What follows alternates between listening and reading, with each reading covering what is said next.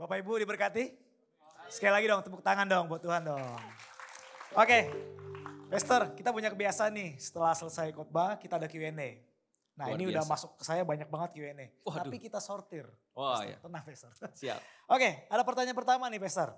Jadi pertanyaan pertama adalah bagaimana cara kita menghancurkan topeng yang sudah terlanjur melekat dan sudah menjadi identitas kita Pastor? Wow.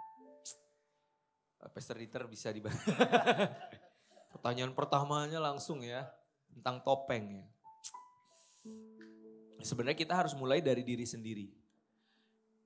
Dengan sebuah kesadaran bahwa Tuhan itu adalah pribadi yang mau menerima kita apa adanya. Di tengah kelemahan, di tengah kegagalan, di tengah kerapuhan kita, ketidaksempurnaan kita, Tuhan tuh tetap sayang kita. Nah itu dulu yang perlu kita bangun nih di hati dan pikiran kita. Tadi ayat yang saya kutip untuk ngecengin orang yang suka mendewakan perasaannya kan. Tuhan itu dekat dengan orang yang patah hati.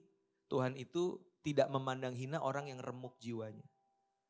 Nah waktu kita menyadari bahwa Tuhan itu mengasihi dan menerima kita apa adanya, maka secara natural kita akan mulai berani untuk melepas topeng kita. Pertama-tama di hadapan Tuhan. Ya. Bahkan di hadapan Tuhan aja kita sering pura-pura baik ya. Pura-pura kayaknya semua lagi baik-baik saja. Padahal enggak. Nah disitulah kita jujur terlebih dahulu di hadapan Tuhan yang begitu mengasihi dan menerima kita. Baru setelah itu apa saudara? Ya kita bangun budaya yang baru.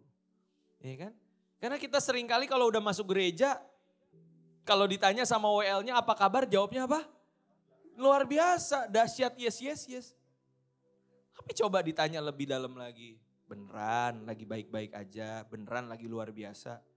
Baru deh dia mulai berkaca-kaca dan bilang, sebenarnya pancing curhat gitu kan. Nah makanya budaya yang dibangun itu jangan menampilkan, oh gereja ini gereja yang sempurna, semua harus dalam keadaan yang baik-baik saja. Tapi kita harus berani untuk menerima kelemahan orang lain. Sama seperti kita pun lemah. Gak ada gereja yang sempurna saudara. Ya, mau cari dimanapun gak ada.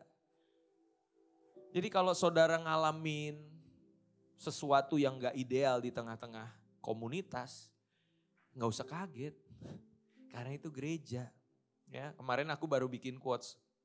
Doa syafaatnya sih Tuhan kirimkan jiwa-jiwa.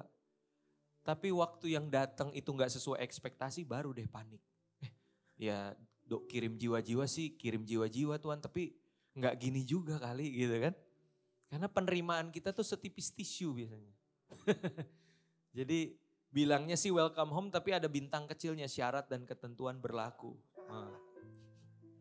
Nah makanya saudara belajar, ayo gereja ini harusnya jadi tempat di mana kita berani untuk jadi apa adanya. Lepas semua topeng itu. Dan saya percaya Pastor Dieter dengan penuh kasih akan merangkul kita. Ya kan? Dia gak akan kaget ketika kita buka topeng, ternyata gitu. Dia akan stay cool aja, padahal dalam hatinya agak kaget sih. Karena biasa pelayanan gitu bro, apalagi pelayanan anak muda kan. Kak mau pengakuan dosa nih. Semalam aku baru gini-gini. Oh gitu. Ya. Dalam hati sih gitu kan. Tapi depannya stay cool aja dulu gitu kan. Baru kita layani, kita doain. Nah jadi ayo mulai dari diri sendiri. Amin. Bangun budaya yang sehat itu. Kalau kata Bang Radit menjadi utuh dan asli. Wow. Ya jadi ayo tampil apa adanya. Komunitas budaya yang juga berani apa adanya. Gitu bro. Siap, thank you Pastor. Pertanyaan selanjutnya Pastor. Iya. Saya janji ini yang terakhir. Ah serius? Padahal saya udah siap 10 tadi. Oke. Pertanyaan terakhir, bagaimana jika kita berjumpa dengan orang, teman atau pasangan kita yang tidak mau berubah dan cenderung merasa dirinya benar terus? Wow, oke. Ini pasangannya konteksnya apakah dalam pacaran atau dalam pernikahan ya? Kalau dalam pacaran, nah disitulah kita perlu untuk kembali mempertimbangkan, is he the one or is he the one yang beneran dari Tuhan gitu. Karena bukan menurut saya ya, menurut firman Tuhan tentunya relationship itu kan ketika kita bilang aku mau menjalin hubungan dengan seseorang, dalam hal ini adalah hubungan lawan jenis, itu kan sebenarnya adalah bagaimana kita saling mempertajam masing-masing untuk kita semakin efektif bagi kerajaan Allah. Itu sebenarnya tujuan relationship dalam kekristenan. Bukan sekedar kebahagiaan tapi pengudusan. Ya. Dan kalau kita punya partner gak mau sama-sama dikuduskan, waduh berat. Jadi Kristen menjalani dengan orang yang tidak mau itu berat. Walaupun memang aku percaya ya kita udah terlanjur berjalan misalkan ya. Kayak saya dulu nih, gak usah jauh-jauh deh saya. Saya sama istri saya Dita itu awal mula pacaran tuh kan masih begajulan kita. Masih belum sungguh-sungguh di dalam Tuhan. Yang ngalamin cinta mula-mula, yang ngalamin encounter dengan Tuhan itu pertama-tama saya lewat Bible study. Itu ada masa-masanya kita berantem, ya kan? Saya fasenya negor dia pakai ayat. Ingat firman Tuhan berkata, waduh namanya baru bertobat ya kan? Terus pasti pembelaan, sekarang aja lu sok bener, sok suci, udah jadi pendeta lu, digituin saya. Tapi ya udah jalanin ya kan. Beberapa waktu, jangan nyerah dulu, usahain dulu. Sama seperti Yesus gak pernah nyerah sama saya, pun saya gak mau nyerah sama pasangan saya. Saya ajak dia ikut Bible study, ya kan. Saya ajak dia untuk ibadah, pelayanan bareng-bareng. Awalnya dia gak tertarik tuh. Tapi waktu kita berdoa, waktu kita menabur kasih, menabur kebaikan. Somehow Tuhan yang bisa ngubahin orang. Bukan kita kan. Ya, jadi Dita perlahan-lahan berubah juga. Akhirnya puji Tuhan. Sekarang kita melayani bersama-sama. Ya, kalau bagian counseling yang cowok-cowok itu bagian saya, cewek-ceweknya biar dia gitu kan. Jadi banyak hal yang bisa kita kerjakan dalam pelayanan bersama-sama. Nah, tapi saya nggak tahu kalau yang udah menikah ya, tentunya itu jadi salib tersendiri ya. Karena di dalam kekristenan kan tidak ada istilah perceraian ya. Apalagi karena dia belum berubah gitu. Cerai kenapa? Dia gak mau berubah gitu. Gak mau jadi anak Tuhan yang sungguh-sungguh gitu. Ya jangan, justru anak Tuhan yang sungguh-sungguh kan harus tetap mengasihi ya. Apalagi konteksnya dalam pernikahan. Jadi ayo berjuang sama-sama. Saya tahu gak mudah, makanya butuh komunitas. Butuh support system. Jadi waktu kita udah, aduh Tuhan tolong gitu kan. Ini salibnya berat sekali gitu ya. Kayaknya gak sanggup lagi jalan Tuhan sama dia gitu. Tapi ada komunitas yang mau mensupport, yang mau mendoakan. Saya lagi ngalamin nih saudara di tengah komunitas yang saya pimpin. Ada perselingkuhan saudara. Ya, di tengah pasangan yang lagi ini, yang satu dengan ini, teman kantornya. Dan itu gak mudah. Saya gak bilang mudah itu. Makanya saya dampingin dia terus dan saya gak mau ampun nih ayo terima dia kembali dengan si simple itu enggak. Tapi saya dampingin dulu. Karena lukanya itu enggak sedikit saudara, lukanya dalam. Tapi worth it kok untuk diperjuangkan. Karena saya percaya suatu hari, mungkin hari ini belum paham, belum ngerti kenapa ya Tuhan izinkan ini terjadi. Tapi satu hari saya percaya. Ada satu hal yang dahsyat, satu hal yang indah Tuhan akan kerjakan. Ya. Ada satu quotes dari Rick Warren pernah berkata gini, God can turn your mess into a message. Tuhan bisa buat kehidupan lo yang lagi rusak, yang lagi berantakan jadi sebuah pesan. Dan aku ingat ketika Tuhan Yesus bilang sama Petrus, Petrus, iblis tuh berusaha menampi engkau untuk membinasakan engkau. Tapi aku berdoa supaya imanmu jangan gugur. Dan engkau, kalau engkau sudah insaf, kuatkanlah saudara-saudaramu. Aku percaya dari cerita yang tanda kutip serusak itu, seberantakan itu bisa jadi sebuah pesan yang indah. Buat orang lain di kemudian hari. Itu aja. Pastor, thank you. Ini ada 2 lagi nih. Oh siap, gak jadi terakhir ya, gak apa-apa. Ada 2 lagi pertanyaan yang masuk. Pertanyaan selanjutnya nih ya. Pada kenyataannya, ada begitu banyak orang yang mengalami kasih Tuhan. Tetapi tetap hidup dalam dosa. Bahkan hamba-hamba Tuhan. Wow. Itu kenapa Pastor? Kenapa ya? Saya juga kurang tahu sih. Iya. Itu yang disebut sebagai apa ya, kita jadi take it for granted gak sih? Kayak anggap sepele gitu.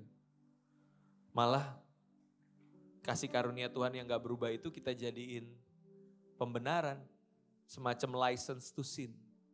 Ya kan, surat izin berbuat dosa. Kenapa? Kan Yesus sudah mati buat saya. Sedih sih yang kayak gitu. Karena dia gak tahu sebenarnya seberapa cinta yang sama itu bisa ngubahin dia luar biasa loh. Gitu. Jadi ya tentunya kita perlu dimuridkan juga. Jadi pengajarannya seimbang ya. Waktu saya ngomongin tentang grace, tentang kasih karunia, cinta Tuhan yang tidak bersyarat. Abis itu kan cinta itu harus diresponi dengan perubahan hidup. Jadi tentunya bicara tentang keseimbangan dalam pengajaran itu penting. Tapi yang kedua, kita juga jangan sampai tergoda ya, apalagi hamba-hamba Tuhan. Karena melihat, aduh kalau saya ngomongin tanda kutip sevulgar tadi. Kalau Tuhan berhenti mengasihimu 5 menit, ia berhenti jadi Tuhan selama 5 menit. Aduh nanti disalahartikan, nanti pada sesat gitu kan. Tapi bagi saya bagaimana jika obat yang bisa disalahgunakan, obat-obatan yang bisa disalahgunakan untuk tanda kutip narkoba, ngefly dan sebagainya, adalah obat yang sama yang bisa dipakai untuk menyembuhkan orang. Saya lebih memilih untuk memberitakan tetap Injil yang sama, tapi tentu dengan pengajaran yang balance.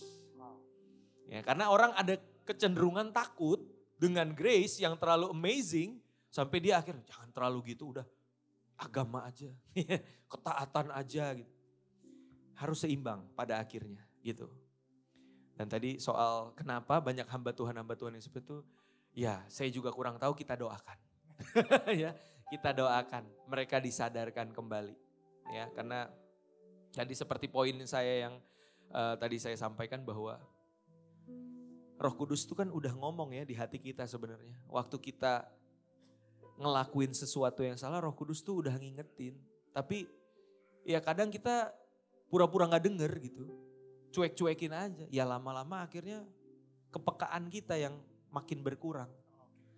Akhirnya sekalipun statusnya hamba Tuhan, statusnya pelayan Tuhan, tapi dosa jalan terus gitu. Jadi kalau kata anak muda tuh, ngakunya anak buah Yesus tapi hidupnya gak kudus, cuaks gitu. Ya kurang lebih demikian. Oke, thank you Pastor. Pertanyaan terakhir nih. Beneran nih ya? Benar. Oke, pertanyaannya adalah gini. Ketika hidup kita menjadi manusia baru, tujuan kita kan memberitakan kabar baik. Ya. Berarti fokusnya bukan jangkau jiwa dong. Oke, saya lanjut. Sering gereja bilang bawa jiwa-jiwa soalnya. Oke, gimana Pastor? Jadi gimana, ulang lagi di awal kalimat jadi, awal. Jadi ketika kita menjadi manusia baru, tujuan kita kan memberitakan kabar baik. Betul. Berarti fokusnya bukan jangkau jiwa dong. Ini pertanyaan, bukan jangkau jiwa dong. Okay. Sering gereja bilang bawa jiwa-jiwa soalnya.